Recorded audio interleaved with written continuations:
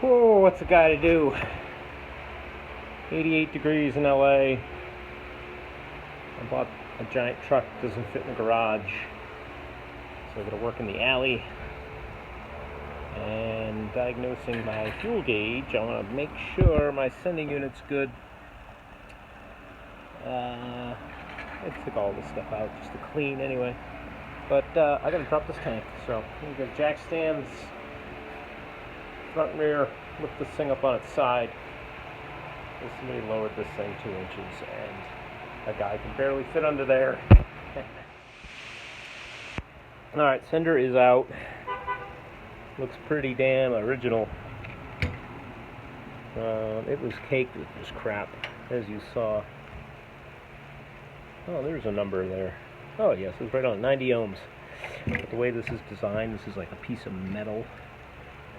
I was playing with this as he was checking the gauge and I was altering. This wasn't doing a damn thing. And you can feel it really. There's no... But if I peel that back, you'd see there's no... The armature's worn.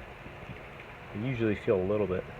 But the whole top of the tank was like this. Just asphalt like. Look at all the crap. I just had to scrape it all off. And this is why it's so hard to fill these. There's the fuel pump. I was reading, some guys were saying you can't, because of the new gas nozzles, they want a vapor recovery BS. You get your nozzle into here, and it starts, because of such a small diameter there, it just backfeeds. In the newer design, the vent is up here higher, so you're putting the nozzle past the vent. So maybe somebody went to a muffler shop, added a 2-inch piece here, and if you move the vent higher. But these hoses are fucking bad, but I'm in the alley and I gotta get this thing out of here. So I'm gonna go back in and find a fuel sender.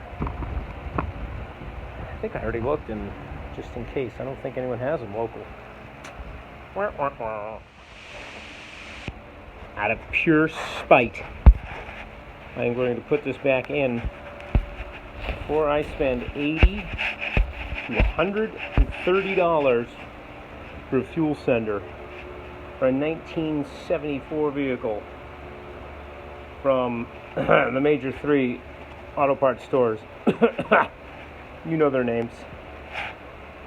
So yeah, I'm just going to drain off some of this gas, make it a little lighter, put it in. I got to put in a big order of parts anyway for stuff, so I'll just wait the 4 days for it. I don't care. Alright, that's it for now. 5 gallons. I'm going to, actually, I just borrowed a buddy's pressure washer, but I'm just going to,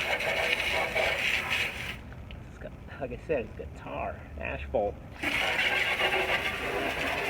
Get some of this shit off before I put it back in and take it out again in 2 days. Ooh, look at that rainbow. Yeah, I don't think I'll pressure wash it now, but I do have some other pressure washing projects for this, that's for sure.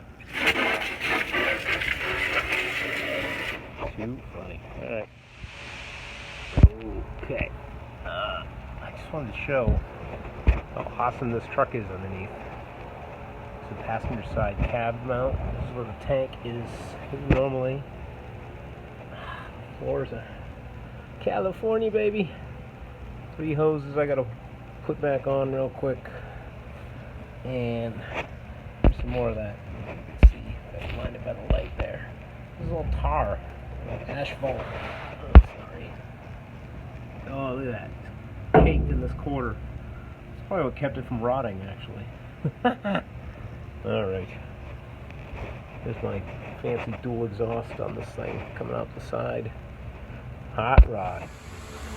Alright, everybody, I'm back. Got my fuel sender. Went down to Classic Industries in Huntington Beach. Picked that up. A will call for the COVID BS. Drained my tank. And I gotta get this O-ring out of there so I can get this back up there. Dude, I ordered up some knee pads. Game changer. Alright, I'm gonna slide the sucker under, get her up in there. Here's a favor, don't take your hose clamps off here when you're dropping the tank. Replace those lines anyway. Quarter, what was it, 3/8, 5/16, no, 3/8, quarter. Was that? Yeah, quarter. 3/8, 5/16. I didn't do this one, it's just my main vent. It's in good shape. But yeah, these go over the frame rail and it's just a ton easier to get this thing out of there. Okay, just and it's 4 bolts, in case you didn't know this. Bum bum bum, bum bum bum. Tank comes down, and I don't know if I explained any of this. I'm sorry, guys. I just want to get this thing on the road.